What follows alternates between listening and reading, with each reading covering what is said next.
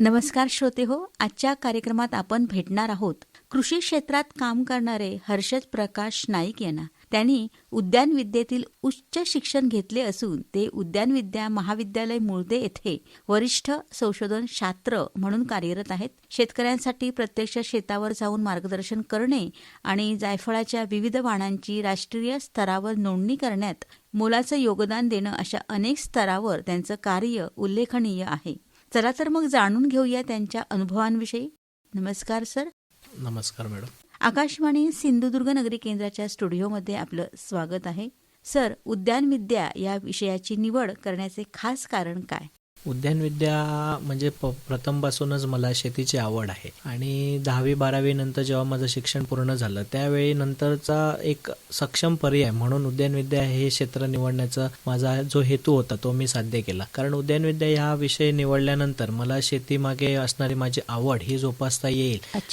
त्याचप्रमाणे वेगवेगळे मला त्यामध्ये काही नाविन्यपूर्ण प्रयोग करता येईल ज्याचा उपयोग मी माझ्यासोबत असणाऱ्या तरुण युवा वर्ग असेल त्यांना मी करू शकतो किंवा पारंपरिक जे शेती करत असतील त्यांना मी शेतीच्या आधुनिकतेच्या माध्यमातून शेतीसाठी सहकार्य करण्याची माझी थोडीशी इच्छा होती आणि त्यामुळेच मी उद्यानविद्या हा विषय निवडलेला. अच्छा, खूप सुंदर सर.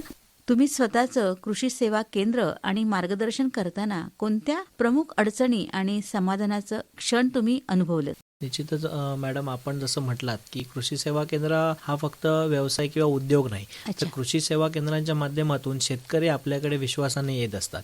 मग त्यावेळी त्यांना योग्य माहिती दिली जावी आणि आताचा शेतकरी जो आहे त्यांना आधुनिकतेबाबत जास्तीत जास्त माहिती दिली पाहिजे. म्हणजे निश्चितच पारंपरिकतेपासून जर आधुनिकतेकडे वळायचं असेल, शेतीमध्ये बदल घडवायचा असेल, उत्पन्नात वाढ घडून आणायची असेल, रोग कीड नियंत्रण किंवा बदलत्या हवामानावर जर आपल्याला मात करायची असेल तर निश्चितच आपल्याला आधुनिकतेकडे गेलं पाहिजे आणि त्या दृष्टीने मी कृषी सेवा केंद्र हे देखील एक व्यवसाय म्हणून चालू केला. त्यामध्ये मी शेतकऱ्यांची अधिक जवळतेने जुळून गेलो.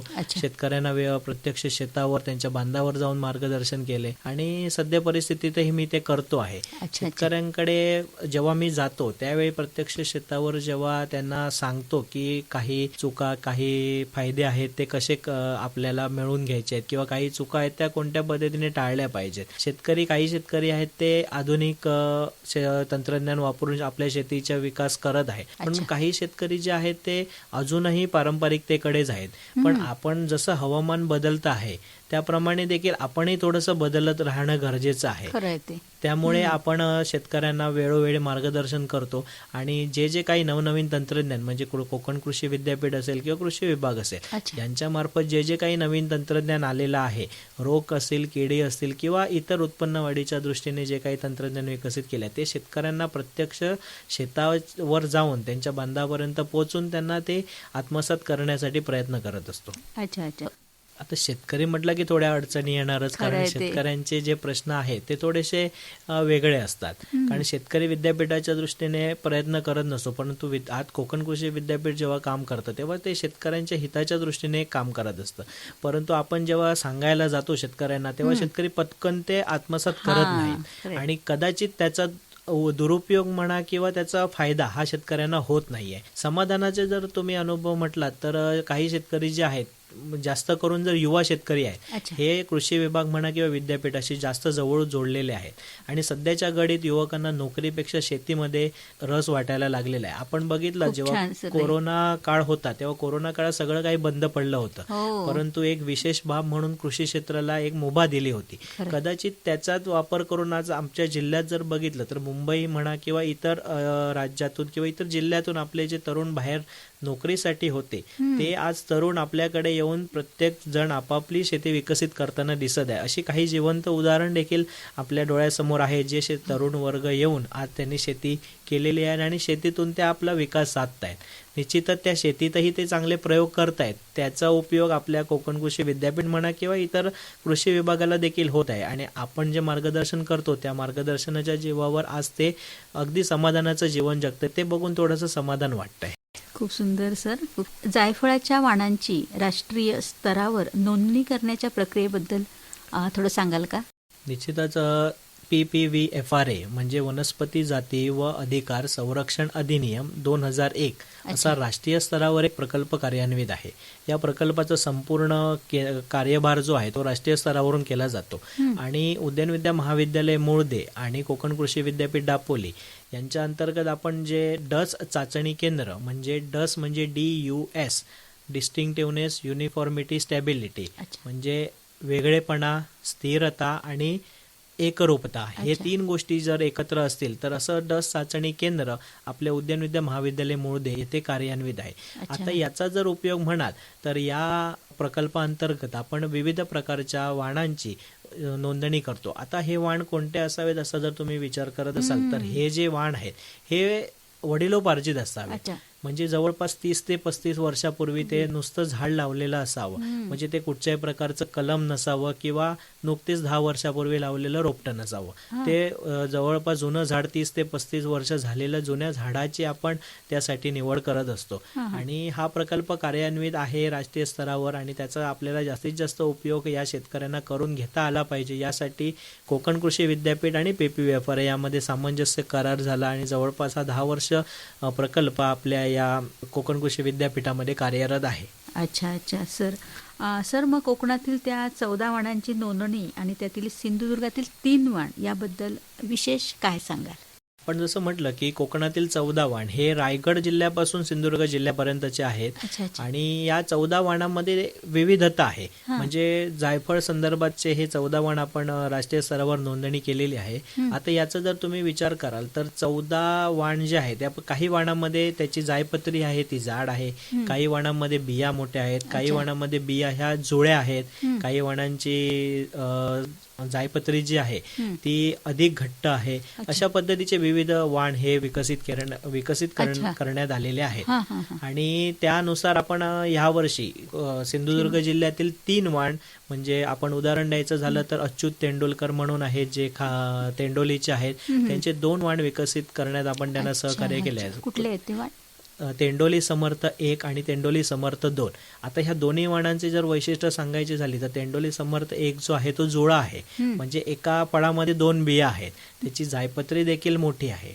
आणि तेंडोली समर्थ 2 जर असं म्हटलं तर फळाची साईज खूप मोठी आहे, साधारण आंब्यासारखा त्या फळाचा आकार आहे आणि त्याची जायपत्री जी आहे ती खूप जाड आहे. म्हणजे एका सुक्या जायपत्रीचं वजन जवळपास 3 ते 4 ग्रॅम आहे, जे जनरली आपण जर वजन करता हे जास्त वाटतं. असं त्या शेतकऱ्यांची नोंदणी आपण राष्ट्रीय स्तरावर केलेली आहे. त्याचप्रमाणे आपण रघुनाथ नाईक जे आरोश्य आहेत तालुका सावंतवाडी येथील, तर त्यांचं देखील ते एक प्रगतशील शेतकरी आहेत आणि त्यांनी सुद्धा जेव्हा आमच्याकडे अप्रोच केला होता त्या माध्यमातून आम्ही त्यांचं देखील राष्ट्रीय स्तरावर नोंदणीसाठी प्रस्ताव पाठवला होता. आणि त्यांच्या वाणामध्ये विविधता अशी होती की ते भरपूर उत्पन्न देणारं झाड आहे आणि त्याची बी जर बघितली तर काही बिया जोड्या आहेत आणि काही बिया एक म्हणजे सिंगल आहे. परंतु त्यांचं जर उत्पन्नाच्या दृष्टीने बघितलं तर एका झाडावर जवळपास 700 ते 800 फळं असतात. आणि ही सगळी झाडं जी आहेत ही म्हणजे वडिलोपार्जित आहेत आणि त्यांनी ती नवीन लावलेली नाही आहेत. त्यामुळे ह्या अशा झाडांची निवड आपण या प्रक्रियेमध्ये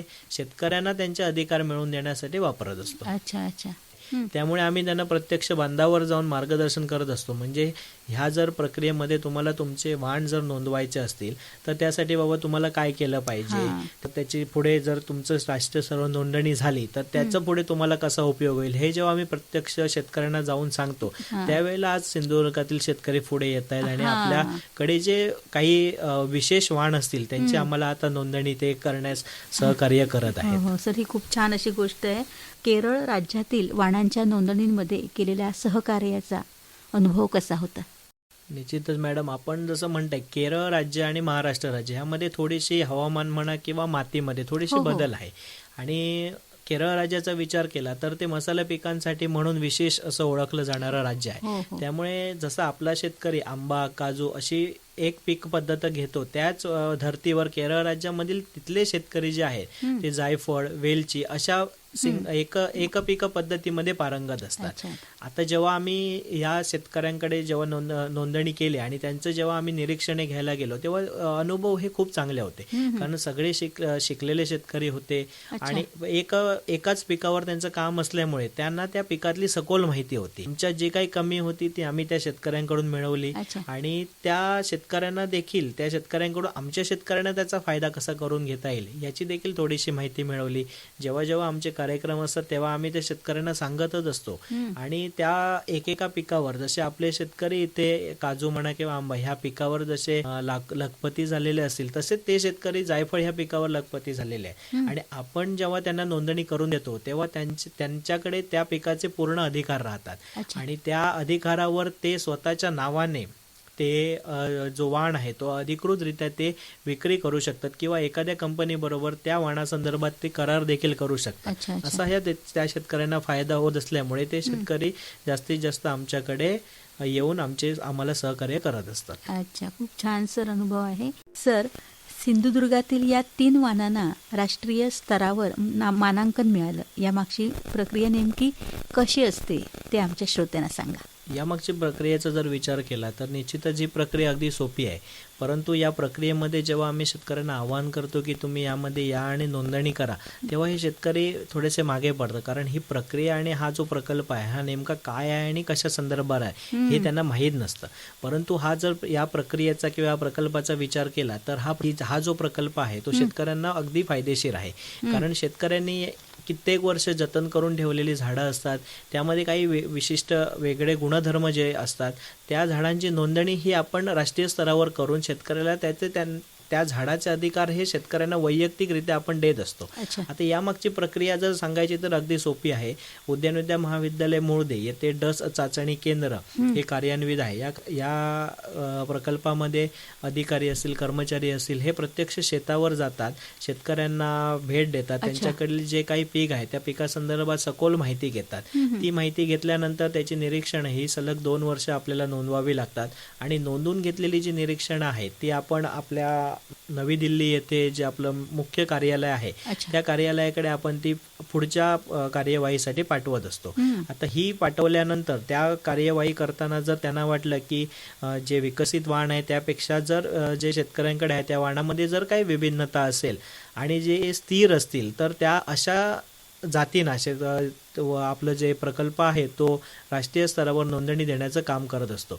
यासाठी प्रोसिजर म्हणजे आपण जर प्रक्रिया म्हटला तर एक फॉर्म भरून घेतला जातो. फॉर्म नंतर शेतकऱ्यांना त्याच्या पिकाबद्दल असलेली सखोल माहिती विचारून त्यातील सगळे बारकावे हे नमूद करून ते वरच्या ऑथॉरिटीकडे पाठवले जातात. आणि त्यानंतर मग ऑथॉरिटी त्यावर विचार करते की खरंच हे बाबा राष्ट्रीय स्तरावर नोंदणी देण्यासाठी योग्य आहे की जे आपण जी नियमित पिकं आहे त्यासारखंच आहे. या संदर्भात आपलं जे प्रकल्प आहे तो विचार करतो आणि त्यानंतरच निरीक्षणांचा अभ्यास करून मग राष्ट्रीय स्तरावर त्यांना नोंदणी दिली जाते. सर, या मानांकनांमुळे संबंधित शेतकऱ्यांना कोणते फायदे मिळतात?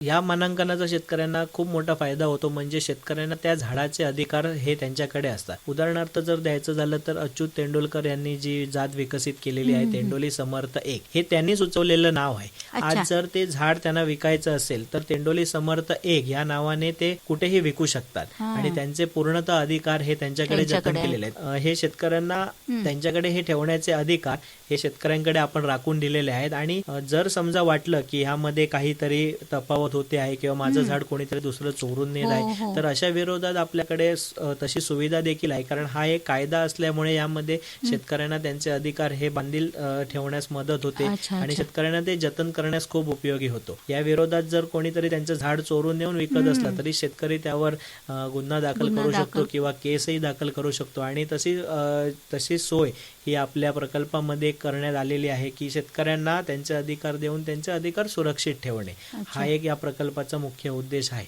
लागवडीचा जर विचार केला तर अशा वाणामुळे आपल्या सिंधुदुर्ग जिल्ह्यामध्ये जर विचार केला तर जायफळाची लागवड होते आणि मोठ्या प्रमाणात जर जायफळाच्या लागवडीला वाव असेल तर आपण जे आता त्यांना जे अधिकार दिले किंवा राष्ट्रीय स्तरावर नोंदणी जी प्राप्त झाली त्या झाडांची कलमं जर आपल्या सिंधुदुर्गामधीलच असेल तर कदाचित नवीन युवा शेतकरी असतील तर ते जायफळ लागवडीकडे वळू शकतात आणि निश्चितच त्यांना त्यांच्या शेतीमध्ये त्यांना त्याचा उपयोग होऊ शकतो. कारण जायफळ हे असं पीक आहे की त्या पिकाचा प्रत्येक भाग हा वापरात असतो.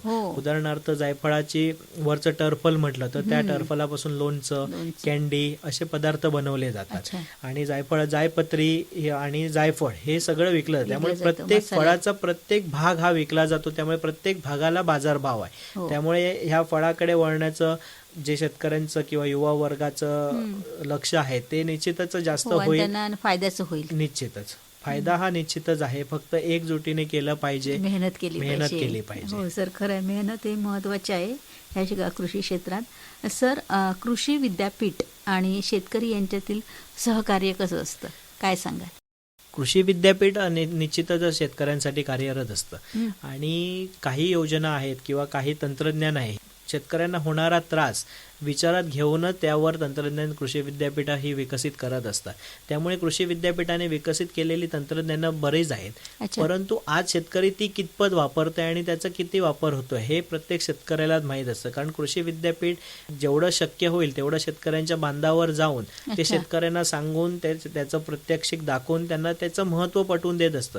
परंतु त्यानंतर शेतकरी प्रत्यक्ष किती अंमलात आणतं आणि त्याचा वापर आपल्या उत्पन्न वाढीसाठी म्हणा कसा करून घेतात, तर ते देखील खूप महत्त्वाचं ठरतं. निश्चितच कृषी विद्यापीठ ही शेतकऱ्यांसाठीच आहेत आणि ह्यापुढेही ते शेतकऱ्यांसाठीच काम करणार आहे. फक्त शेतकऱ्यांनी पुढे येऊन आपल्या देखील समस्या विद्यापीठाकडे मांडणं गरजेचं आहे, जेणेकरून त्यावर विद्यापीठ विचार करतील आणि त्यांना शेतकऱ्यांना समाधानकारक अशी सहकार्याची अपेक्षा ठेवतील.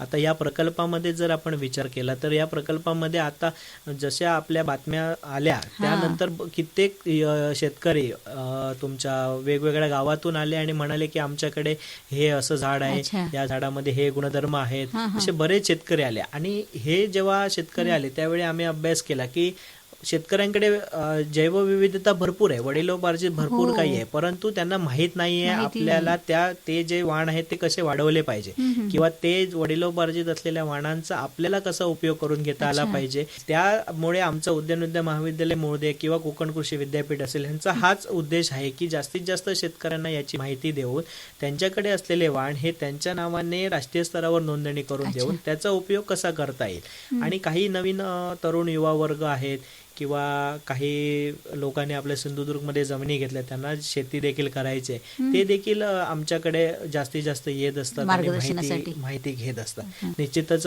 सगळी शास्त्रज्ञ मंडळी असेल किंवा इतर सर्व काही जो स्टाफ असेल, कर्मचारी वर्ग असेल, तो जास्तीत जास्त सहकार्य ह्या शेतकऱ्यांना करत असतो आणि त्यांना त्यांच्या लागवडी संदर्भात असतील किंवा अगदी काढणी पश्चातपर्यंत त्यांना मार्गदर्शन करत असतो. त्यामुळे आता जी ओढ आहे शेतीकडे बघण्याची किंवा शेतीकडे बघण्याचा दृष्टिकोन आहे, हा युवा वर्ग असतील किंवा निवृत्त झालेले कर्मचारी देखील असतील, हे एकाच पद्धतीने बघत आहे. कारण शेती ही शाश्वत आहे आणि कधी न संपणारी आहे. त्यामुळे शेतीकडे बघण्याचा दृष्टिकोन हा प्रत्येकाचा आता बदलत चाललेला आहे आणि ह्यापुढे तो बदलेल यावर माझा ठाम विश्वास आहे. खरं आणि सर, ही खूपच छान गोष्ट आहे. खरं आहे सर. सर, मग इतर शेतकऱ्यांनी देखील आपल्या वाणांची नोंदणी कशी करावी? इतर शेतकऱ्यांसाठी उद्यान महाविद्यालय मुळदे म्हणजे डॉक्टर बाळासाहेब सावंत कोकण कृषी विद्यापीठांतर्गत हे महाविद्यालय कार्यान्वित आहे आणि येथे डस चाचणी केंद्र म्हणून एक स्पेशल ऑफिस जे आहे ते कार्यान्वित असून येथे प्रकल्प प्रमुख सहयोगी अधिष्ठाता डॉक्टर विजय दळवी सर, प्रकल्प प्रमुख या प्रकल्पाचे डॉक्टर महेश शेडगे सर, सहप्रकल्प प्रमुख डॉक्टर जयावायक मॅडम, त्याचप्रमाणे मी आणि माझे सहकारी हे या शेतकरी जेव्हा आमच्याकडे येतात तेव्हा आम्ही त्यांना यातली बारकावे सांगतो की बाबा शेतकऱ्यांनी काय केलं पाहिजे, शेतकऱ्यांनी कोणती माहिती पुरवली पाहिजे, शेतकऱ्यांनी जे नोंदणी करतात त्या पिकाचा मुख्य फळाचा कालावधी कधी आहे, म्हणजे फळ हे कोणत्या कालावधी तयार होतं, त्यावेळेला तिथं भेट देणं शक्य आहे का, ह्या सर्व बाबींची आम्ही माहिती देतो. त्यामुळे शेतकऱ्यांनी उद्यान महाविद्यालय मुळदे येथे या संदर्भात संपर्क साधावा. निश्चित आम्ही शेतकऱ्यांना राष्ट्रीय स्तरावर नोंदणी करण्यापर्यंतचे जे मार्गदर्शन आहे ते अगदी मोफत करत असतो. त्यामुळे शेतकऱ्यांनी याचा फायदा करून घेणं फार अत्यावश्यक आहे. हां सर, बाकीच्या पिकांसाठी पण तुम्ही मार्गदर्शन करता? हो, जायफळ आणि कोकम असे आमचे 2 प्रकल्प इथे कार्यान्वित आहे, परंतु इतर पिकांसाठी देखील आपण मार्गदर्शन करत असतो. आणि तसंच जर विचार केला तर उत्तम फोंडेकर म्हणून आहे, तर त्यांचा एक लाल शेवगा जो आहे तो देखील ते जेव्हा आमच्याकडे आले त्यानंतर आम्ही त्यांचा लाल शेवग्याचं देखील राष्ट्रीय स्तरावर नोंदणी करून देण्यास त्यांना मदत केली होती. त्यामुळे फक्त आता कोकण म्हटलं तर फक्त जायफळ आणि कोकम हे नाही विचार करत आहे. आणि अच्छा. सिंधुदुर्ग जिल्ह्यामधील शेतकऱ्यांना पुढे आणायचं असेल हो. तर आपण इतर पिकांचा याबाबत विचार करतो. त्या बाबतीतच आपल्याला वेगवेगळ्या प्रकारचे पपनस, कांदे, नाचणी याबाबत माहिती आमच्याकडून शेतकरी घेऊन गेलेले आहे. अच्छा. परंतु ते त्यांच्या वेळेप्रमाणे आम्हाला सांगतील आणि आम्ही त्यांना आश्वासन दिलेलं आहे, तुम्हाला यासाठी जेवढी काही मदत लागेल मिळेल. ती आम्ही तुम्हाला अगदी मोफत करू.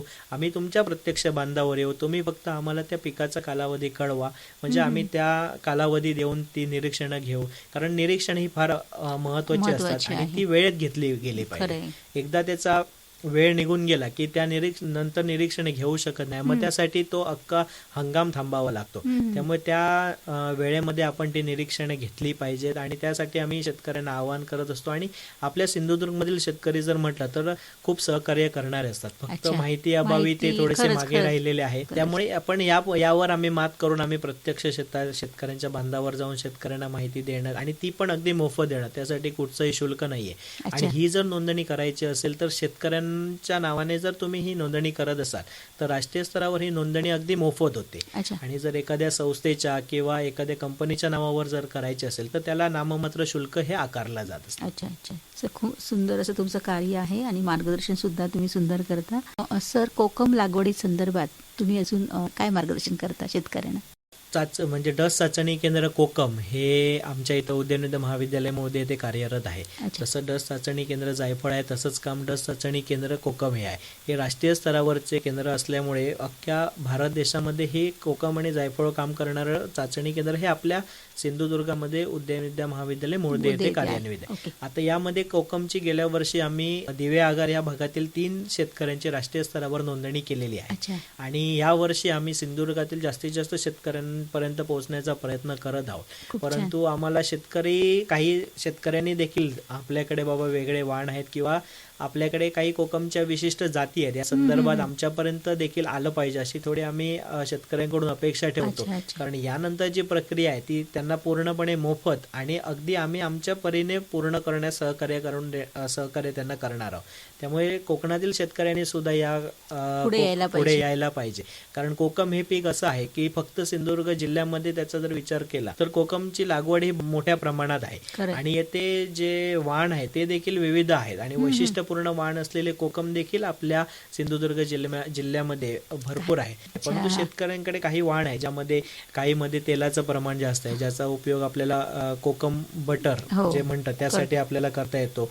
काही आहे ती साल जाड आहे, काही आहे त्याच्यामध्ये अँथोसायनिन पिगमेंट आहे तो जास्ती आहे. म्हणजे त्याचा उपयोग आपण त्याचा कलर कोकमचा किंवा आगळ असतो त्याच्या तीव्रतेसाठी आपण त्याचा वापर करत असतो. म्हणजे असे वाण आपल्या सिंधुदुर्ग जिल्ह्यामध्ये आहे. आम्ही आता ते गेल्या वर्षीपासून हा प्रकल्प सुरू झाल्यामुळे आम्ही ह्या वर्षी ते शोधतोय, परंतु आम्हाला भेटत आहे नाही असं नाही. परंतु आता त्या नोंदणीकडे आमचा तर जास्त कल आहे. कारण सिंधुदुर्ग जिल्ह्यातील शेतकऱ्यांना जायफळ या पिकाबरोबरच कोकम किंवा इतरही पिकाबद्दल राष्ट्रीय स्तरावर नोंदणी करून त्यांना त्याचा कसा फायदा करून देता येईल यासाठी आम्ही निश्चितच कार्यरत राहणार आहोत.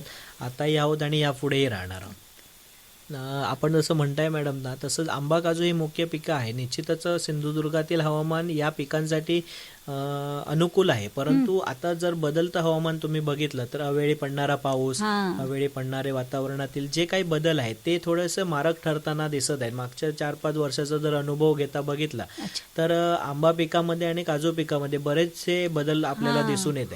परंतु तोच जर विचार आपण जायफळ किंवा कोकम किंवा इतर मसाल्याच्या पिकामध्ये जर आपण केला तर त्यामध्ये आपण बघतोय तर रोग कीड हे फार कमी आहेत. त्यामुळे त्यावर जो केला जाणारा खर्च आहे तो फार कमी आहे. त्यामुळे जायफळ म्हणा किंवा कोकम, आता भविष्यामध्ये कोकम जे आहे ते मोठ्या प्रमाणात नगदी पीक ठरणार आहे. कारण कोकम ह्या पिकाची मागणी आताच, कोकम या फळाची मागणी आताच आपल्या सिंधुदुर्ग जिल्ह्यामध्ये वाढत चाललेली आहे. त्यामुळे भविष्यामध्ये कोकम हे तारक ठरणारं असं शेतकऱ्यांना फळ आहे. त्यामुळे गेल्या 2-3 वर्षात, आता आमच्या अभ्यासानुसार गेल्या 2 ते 4 वर्षामध्ये कोकम पिकांची लागवड ही सिंधुदुर्ग जिल्ह्यातील शेतकऱ्यांकडून जास्त होताना दिसत आहे. आणि भविष्यामध्ये देखील कोकम या पिकाला जास्त वाव असणार आहे. त्याचप्रमाणे जायफळ या पिकाची शेती करणं फायदेशीर यासाठी ठरतं कारण त्याचा प्रत्येक भाग हा आपण वापरात आणू हो, शकतो. खरंय. त्यामुळे जायफळ ह्या पिकाचं आपण हे करू शकतो. दालचिनी असेल, काळी मिरी असेल, ह्या पिकाला कीड आणि रोग हे फार कमी असतात. अच्छा, जर तुम्ही तुलना केल्यात आंबा आणि काजू या पिकावर, तर त्या पिकामध्ये जेवढी फवारणी किंवा तेवढं खत व्यवस्थापन जे केलं जातं त्याच्या निम्म्यापेक्षा कमी खर्चामध्ये आपण ही शेती करू शकतो. त्यामुळे आणि फायदा पण त्याचा खूप होतो. फायदा पण भरपूर आहे. फक्त जायफळ या पिकामध्ये आपला शेतकरी मागे आहे कारण जायफळ हे पीक आहे असं आहे की ज्याची काढणी ही मे महिन्यापासून सुरू होते ती अगदी जुलैपर्यंत असते. अच्छा. आणि या कालावधीत आपणास माहितीच आहे की सगळ्यात जास्त पाऊस हा आपल्याकडे पडत असतो. त्यामुळे ती फळं पडून कुजतात किंवा बुरशी लागणे असे प्रकार होतात. परंतु जर आपल्याला एक मार्गी जर जायफळ पिकाची शेती करायची असेल तर त्यासाठी मग ड्रायर घेणं म्हणजे वाळवणी यंत्र आपण म्हणतो ते घेणं गरजेचं आहे. म्हणजे फळ काढलं त्यानंतर ते थोडंसं ड्रायर मध्ये सुकवलं म्हणजे त्याला बुरशी किंवा इतर कोणतेही आपल्याकडे पाऊस जास्त असतो. त्यामुळे थोडंसं शेतकरी ह्या पिकाकडे लागवड करण्यामागचं जे कमी लागवड करतायत का तर त्याचं कारण हे आहे की त्यांना सुकवायला भेटत नाही. ते जर सुकवण्याचं जर शेतकऱ्यांनी छोटं का होईना पण जर यंत्र घेतलं तर आपल्या सिंधुदुर्ग जिल्ह्यामध्ये मसाला पिकांसाठी देखील उत्पन्न जे वातावरण आहे किंवा जे हवामान आहे जी माती आहे ती अगदी अनुकूल अशी आहे. आता जाता जाता शेवटी एवढंच, शेतकरी बांधवांना आणि युवकांना तुम्ही कोणता संदेश द्याल? शेतकरी बांधव आणि नवीन जे युवक आहेत, जे तरुण युवक वर्ग आहेत, त्यांनी नोकरीच्या मागे न धावता किंवा नोकरी करूनही शेती करता येईल असे जर मार्ग स्वीकारले तर निश्चितच त्यांना त्याचा फायदा होणार आहे. कारण आपण बघतोय की नोकरीच्या मागे सातत्याचं वाढणारं जे दगदग आहे, प्रवास आहे किंवा इतर काही गोष्टी आहेत, यामुळे थोडंसं मानसिक संतुलन देखील बिघडत चाललेलं आहे. आणि शेती ही शाश्वत आहे. शेती एका वर्षी थोडंसं कमी उत्पन्न देऊन आपल्याला कमी पैसा भेटला असेल परंतु दुसऱ्या वर्षी तो कव्हर करण्यामध्ये आपल्याला जास्त हे भेटत. त्यामुळे नवीन युवा वर्ग असेल किंवा शेतकरी असेल त्यांना मी विनंती एवढीच करेन की त्यांनी शेती सोडू नये आणि ज्या आपल्या जमिनी आहेत, ज्या सुपीक जमिनी आहेत त्या परप्रांतीय म्हणत्या किंवा इतर लोकांच्या हाती देऊ नये, जेणेकरून त्यामध्ये असलेली सुपीकता ही पूर्णपणे नष्ट होते. त्यामध्ये आपण काहीतरी चांगलं उगवावं ज्याचा फायदा आपल्याला करून घेता येईल अशा पद्धतीने युवा वर्गाने आपण करून घेणं गरजेचं आहे. कोरोना नंतरचा बराचसा काळ हा युवा वर्ग आपल्या शेतीमध्ये उतरला आहे परंतु जास्तीत जास्त युवा वर्गाने शेतीकडे उतरणं अत्यावश्यक आहे. मंडळी, आज आपण हर्षद नाईक यांच्याशी संवाद साधला आणि त्यांच्या अनुभवातून शेतीकडे पाहण्याचा एक नवीन दृष्टिकोन आपल्याला मिळाला. नाविन्य, संशोधन आणि प्रत्यक्ष कामाच्या जोरावर शेती क्षेत्रात मोठ्या प्रमाणात संधी उपलब्ध आहेत हे त्यांनी आपल्या कार्यातून दाखवून दिलं आहे. सर, तुम्ही छान असं मार्गदर्शन केलं आपल्या श्रोत्यांना, त्याबद्दल आम्ही खूप खूप आभारी आहोत. धन्यवाद. धन्यवाद.